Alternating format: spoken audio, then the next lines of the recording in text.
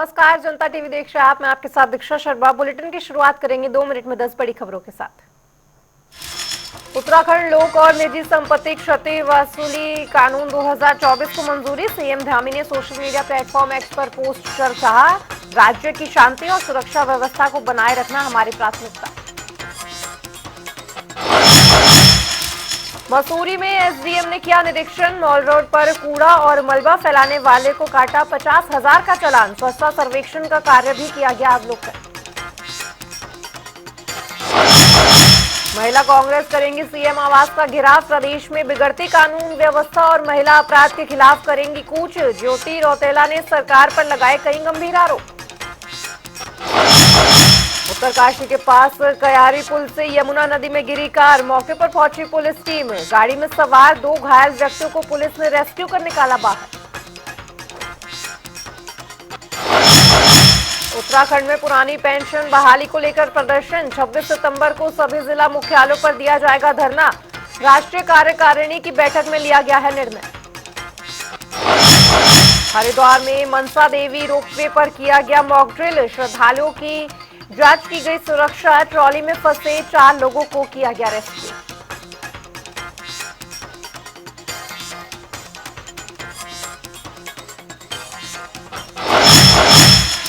उत्तराखंड में 38वें राष्ट्रीय खेल का आयोजन। उत्तराखंड के 7 शहर चुना गया। खेलों का विश्व स्तरीय इंफ्रास्ट्रक्चर मिलेगा।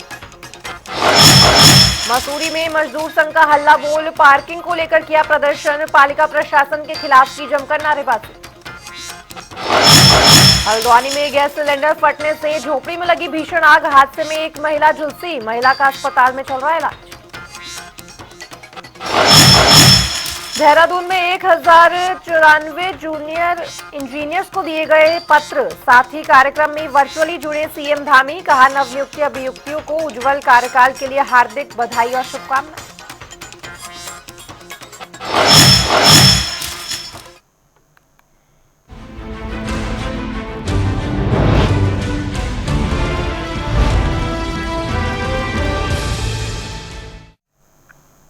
बढ़ेंगे खबरों की ओर, जहां उत्तराखंड के विभिन्न विभागों को 1094 जूनियर इंजीनियर्स मिल गए हैं। देहरादून में आयोजित कार्यक्रम में उत्तराखंड सम्मिलित राज्य कनिष्ठ अभियंता सेवा परीक्षा 2023 के अंतर्गत चयनित जूनियर इंजीनियर्स को नियुक्ति पत्र वितरित किए गए। बता दें, कार्यक्रम में सीएम धामी वर्चुअली जुड़े और कैबिनेट मंत्री सतपाल महाराज ने युवाओं को नियुक्ति पत्र दिए।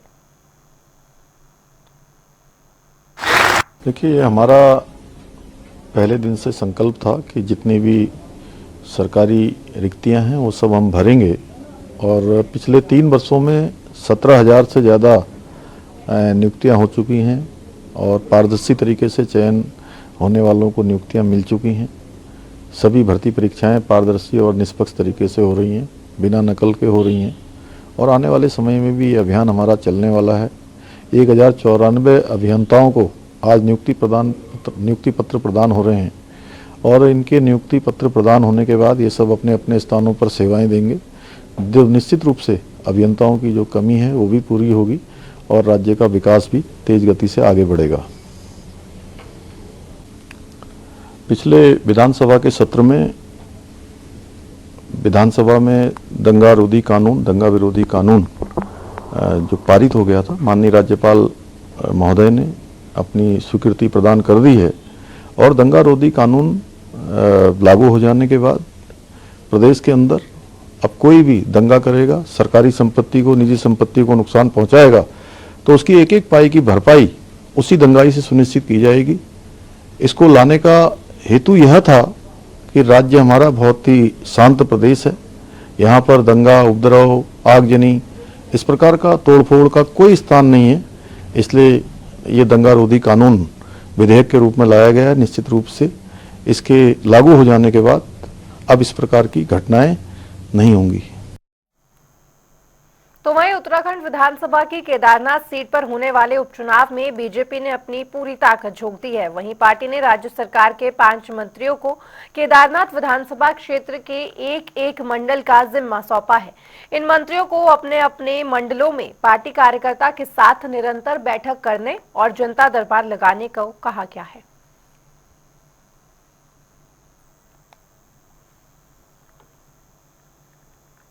तो उधर अखिल भारतीय राष्ट्रीय कांग्रेस के अध्यक्ष मल्लिकार्जुन खड़गे ने प्रधानमंत्री मोदी को राहुल गांधी के ऊपर बीजेपी के नेताओं के जरिए की जा रही टिप्पणी को लेकर एक पत्र लिखा था, जिसके जवाब में अब बीजेपी के राष्ट्रीय अध्यक्ष जेपी नड्डा ने कांग्रेस अध्यक्ष को पत्र लिखा है।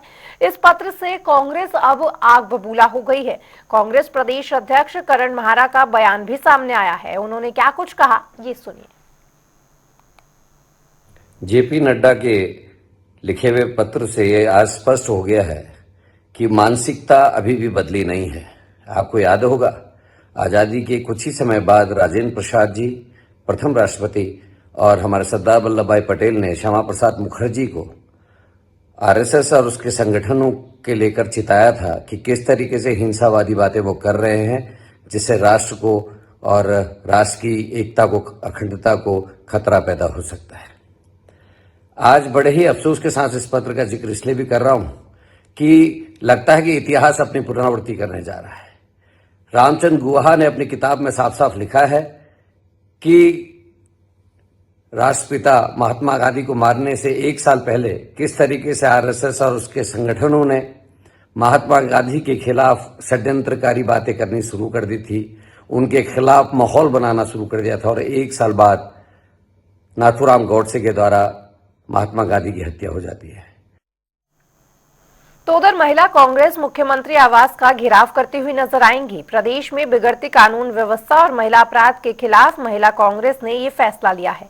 महिला कांग्रेस प्रदेश अध्यक्ष ज्योति रौतेला का आरोप है कि प्रदेश में बेटियों पर लगातार अत्याचार और उत्पीड़न की घटनाएं बढ़ रही हैं। ये प्रदर्शन राज्य भर में महिलाओं की सुरक्षा और सम्मान को लेकर और सरकार की अनदेखी के खिलाफ एक निर्णय है।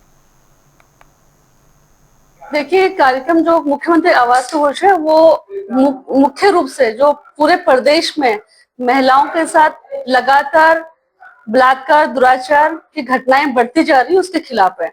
ये देवभूमि उत्तराखंड है और उत्तराखंड के आंदोलन में सबसे बड़ा बलिदान महिलाओं ने दिया। लेकिन आज इस प्रदेश की बेटियां, इस प्रदेश की माएं, इस प्रदेश का भाई, इस प्रदेश के पिता अपनी बेटियों की सुरक्षा की मांग कर रहे हैं, क्योंकि इस प्रदेश की बेटियां सुरक्षित नहीं है और कहीं ना कहीं भाजपा के लोग बलात्कार जैसी घटनाओं में शामिल हैं। और भाजपा के मुख्यमंत्री से लेकर भाजपा की जो पूरी कैबिनेट है, जब महिलाओं की बात आ रही है और जब महिलाओं के साथ जो बलात्कार की घटनाएं घट रही है उसमें भाजपा के लोग सम्मिलित हैं, उस पर वो लोग मौन हो जा रहे हैं, गूंगी बहरी सरकार हो जा रही है और उस पर कोई कार्रवाई नहीं हो रही। इसके खिलाफ हम कल मुख्यमंत्री आवास का कूच कर रहे हैं। तो वहीं प्रदेश में जल्द ही केदारनाथ विधानसभा के लिए उपचुनाव होने हैं। सभी दलों ने तैयारियां भी शुरू कर दी है और अपनी अपनी जीत का दावा भी कर रहे हैं। इस बीच कैबिनेट मंत्री प्रेमचंद अग्रवाल का बयान सामने आया है। उन्होंने कहा कि कांग्रेस को अपनी जमीनी हकीकत पता चल जाएगी। हम सिर्फ संगठनात्मक दृष्टि से ही नहीं बल्कि सरकार और केंद्र की दृष्टि से भी इस चुनाव को लेकर पूरी तरह से तैयार है। अभी हमने कहा कि अब जितने भी चुनाव होने हैं उसमें कांग्रेस को अपनी धरती पता चलेगी। उसमें केदारनाथ का चुनाव भी है, निकाय के चुनाव भी है, पंचायतों के चुनाव भी है। यानी कि मैं ये कह सकता हूँ कि अब हम किसी भी चुनाव के लिए भारतीय जनता पार्टी तैयार है। हम अपने उस तैयारी को संगठनात्मक दृष्टि से तो मैं कह ही रहा हूँ, अपने प्रदेश की सरकार, माननीय केंद्र के हमारे सरकार जिसमें माननीय हमारे प्रधानमंत्री आदरणीय मोदी जी के काम के आधार पे मैं बात कर रहा हूँ। क्योंकि आज जनता जिस प्रकार से हमें आशीर्वाद दे रही है, जिस प्रकार से हमारी बात को स्वीकार कर रही है, तो वो एक आधार बनता है चुनाव में जाने का और उसमें लड़ने का और साथ में उसमें जीतने का। तो वहीं कांग्रेस प्रवक्ता सुनीता प्रकाश सहित महिला कार्यकर्ताओं ने जिलाधिकारी और एसएसपी कार्यालय पहुंचकर ज्ञापन सौंपा है। इस दौरान सुनीता प्रकाश ने बताया कि वह लेकर नमक शराब की दुकान बालिका इंटर कॉलेज में महज 50 दूर की दूरी पर की जा रही है, जो कि एक नियम के विरुद्ध है। आगे उन्होंने कहा कि ये ठेका पिछले लगभग 3 सालों से चल रहा है। इस रास्ते पर जाने आने वाली बहन बेटियों को खासा परेशानियों का सामना करना पड़ता है। मैं चाहूंगी कि बहुत ही दुर्भाग्यपूर्ण जो सरकार कहती है कि बेटी बचाओ बेटी पढ़ाओ, वहीं पे जो है राजपुर रोड 65 राजपुर रोड पे एक शराब की दुकान खुली है। 3 साल से लगातार क्षेत्र के लोग जो विरोध कर रहे हैं, क्योंकि वहाँ पे सुप्रीम कोर्ट के जो आदेश की भी अवहेलना हो रही है। सुप्रीम कोर्ट कहता है कि जहाँ पे शिक्षण संस्थान हो पूजा घर हो, मंदिर हो, मस्जिद हो, इनसे जो है 500 मीटर की दूरी अंदर जो है कोई भी इस तरह की शराब की दुकान नहीं खोली जानी चाहिए। लेकिन वहां पे 100 मीटर की दूरी पे एक जो शराब की दुकान धड़ल्ले से चल रही है, ठीक है। उसके साथ साथ जो शराब की दुकान है उसमें जो है बाहर जो यहाँ से जो गली जा रही है बगल से निकलते हुए, जहाँ से सारी क्षेत्र की महिला आती जाती है, बच्चे स्कूल जाते हैं, वहाँ पे मोमो की दुकान, चाइनीज की दुकान, पानी की दुकान और जो नमकीन वगैरह दुकानें 3-4 दुकानें लगी हैं। लोग वहीं से खरीदते हैं और उन पे खड़े होकर शराब पीते हैं। आने जाने वाली लड़कियों को उसके साथ छेड़खानी होती है। लगातार 2 साल से जो क्षेत्रवासी जो है कंप्लेंट कर रहे हैं। उन्हें जो है बड़ी दुख की बात है कि जब सोनिका मैडम थी यहाँ पे जिलाधिकारी, महिला उनके पास ज्ञापन लेकर आई है 2 साल पहले। उसके बाद भी जो है एक महिला होने के बाद भी उन्होंने कोई कार्यवाही वहाँ पे नहीं की है, जो मैं सरकार के लिए कहूंगी कि बहुत ही निंदनीय बात है। तो वहीं पूर्व केंद्रीय मंत्री रमेश पोखरियाल निशंक हरिद्वार पहुंचे, जहां उनका बीजेपी कार्यकर्ताओं ने जोरदार स्वागत किया। इस दौरान रमेश पोखरियाल निशंक ने कहा कि एक देश एक चुनाव के फैसले को केंद्रीय कैबिनेट से मंजूरी मिलना सराहनीय कदम है। इसका पूरे देश से जनता स्वागत कर रही है। कुछ लोग सिर्फ विरोध के लिए विरोध कर रहे हैं। ऐसे लोगों का ना ही कोई विजन है और ना ही कोई मिशन। बहुत बड़ा प्रभाव होता है और केवल विकास पे प्रभाव नहीं होता है, बहुत सारी चीजों पर वो प्रभावित करता है। इसलिए एक राष्ट्र एक चुनाव हो तो मुझे लगता है कि सभी को जो पूर्व राष्ट्रपति रामनाथ कोविंद जी की जो समिति है उसने अपनी अनुशंसा दी है, कैबिनेट ने उसको पास कर दिया है भारत सरकार में। मुझे लगता है कि उसमें पूरे देश में लोगों को रुचि है, लोग उसको चाहते हैं। जरूर कुछ लोग जो विरोध के लिए विरोध करने की कोशिश करते हैं, उनका न तो कोई विजन है और न उनका कोई मिशन है, और इसलिए पूरा देश में इसको सभी जगह सराहा जा रहा है।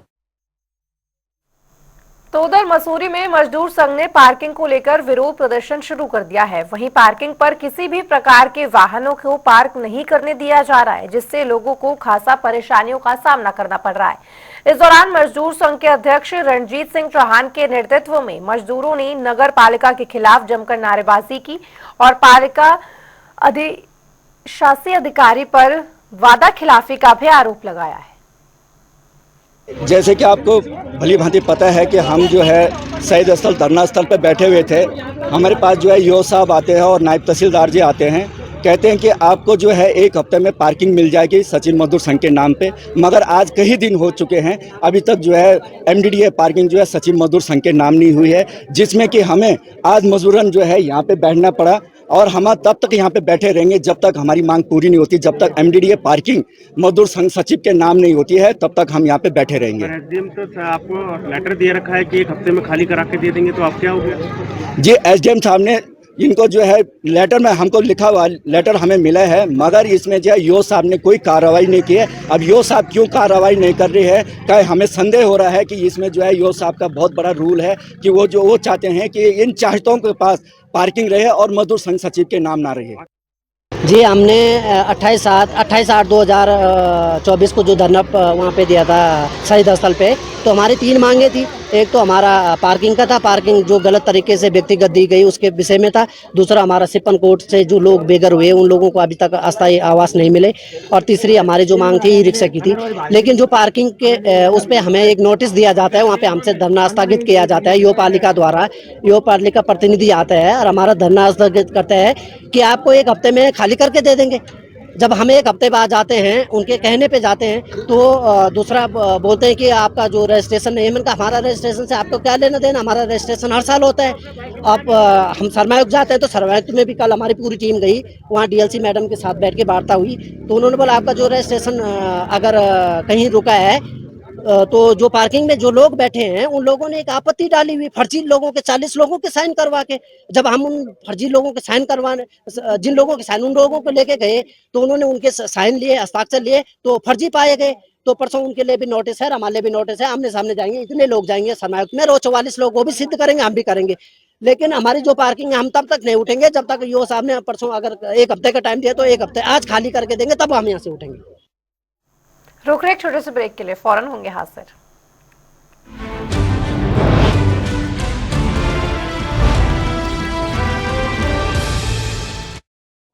चिंग टपाक डम डम।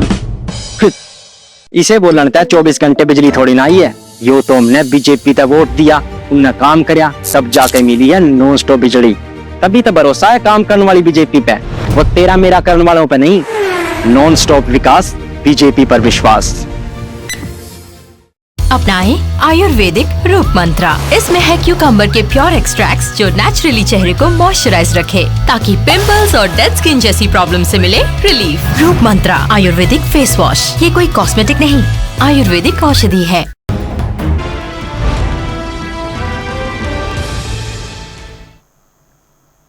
ब्रेक के बाद एक बार फिर से स्वागत है आपका। बढ़ेंगे खबरों की ओर, जहां हरिद्वार में मनसा देवी रोपवे पर श्रद्धालुओं की सुरक्षा जांचने के लिए मॉक ड्रिल का आयोजन किया गया।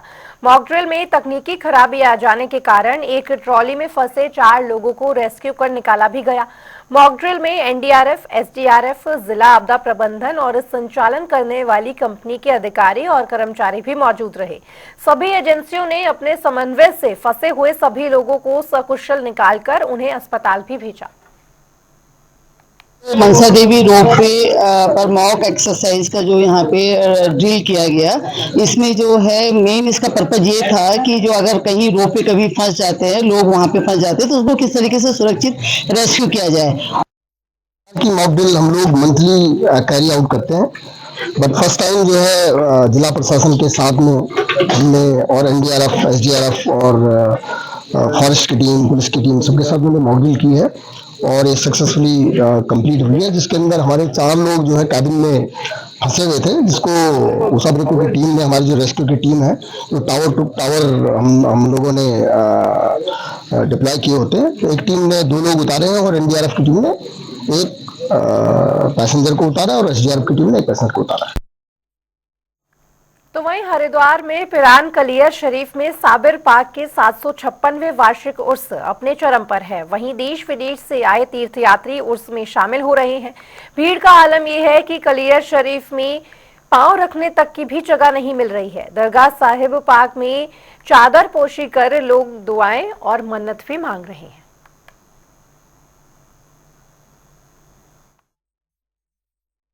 हर साल की तरह इस साल भी बड़ी शान और शौकत से रबीउल अव्वल शरीफ के इस माह मुबारक के महीने में 13-14 चांद की तारीख़ में मनाया जा रहा है। आज 13 रबीउल अव्वल को हुजूर मखदूम अलाउद्दीन अली अहमद साबिर पाक का विसाली कुल शरीफ था, जिसमें दुनिया भर से ज़ायरीन कलियर शरीफ में तशरीफ़ लाए हैं और बारगाह मखदूम में हाज़िरी दी है और अल्लाह ताला से दुआ करी है कि अल्लाह पाक अपने नेक वली के सदक़े, अपने पाक वली के सदक़े तमाम की हाज़िरी को कबूल फ़रमाए, सभी के कारोबार में बरकतें हों। जो तमन्नाएँ, मन्नतें, मुरादें लेकर हमारे हिंदुस्तान के मुख्तलिफ़ सूबों से, बैरून मुल्क पाकिस्तान से, अफ्रीका से, इंग्लैंड से जो ज़ायरीन आए हैं, उन सब ने बड़ी मनोकामनाओं के साथ, बड़ी श्रद्धा, बड़ी आस्था के साथ दरबार साबिर में हाज़िरी दी है। और आज जो है सरकार का कुल शरीफ था, उनमें ख़ास दुआ हुई, अपने मुल्क हिंदुस्तान के लिए दुआ हुई, अमन अमान के लिए दुआ हुई, आपसी भाईचारे के लिए दुआ हुई। और इसी के साथ ये 756वां उर्स साबिर पाक का जो है वो भी जारी व सारी है। इंशाअल्लाह 5-6 रोज़ा उर्स ये पूरा चलता है, जिसमें भी 4-5 दिन का प्रोग्राम और बाकी रह गए हैं। मैं आज अल्हम्दुलिल्लाह हर साल उर्स में आता हूँ। ये तो नहीं पता मैं कितनी बार आ चुका हूँ, लेकिन मैं हर साल उर्स में साबिर पाक में तशरीफ़ लाता हूँ। यहाँ आपको हर साल ज़्यादा से ज़्यादा तादाद में पब्लिक दिखेगी, हर साल लोगों की तादाद बढ़ती हुई दिखेगी। और आपको यही नहीं, आपको एक ही फ़िरका नहीं, आपको हर किस्म का आदमी, हिंदू, मुस्लिम, सिख, ईसाई और पारसी, हर किस्म का आदमी हर साल मिल जाएगा। और आप पूछें कि 700 साल पहले या 800 साल बाद आप अभी अपना कैमरा उठा के देख लें, यहाँ पे अभी आपको हिंदू, मुस्लिम, सिख, ईसाई हर तरीके का आदमी देखने को मिल जाएगा। यहाँ की खुसूसियत है, यहाँ पे आदमी जब भी आया है तो खाली हाथ नहीं लौटा है। साबिर पाक का 756वां उर्स है और यहाँ की मान्यता यह है कि यहाँ से सभी मुरादें पूरी होती है लोगों।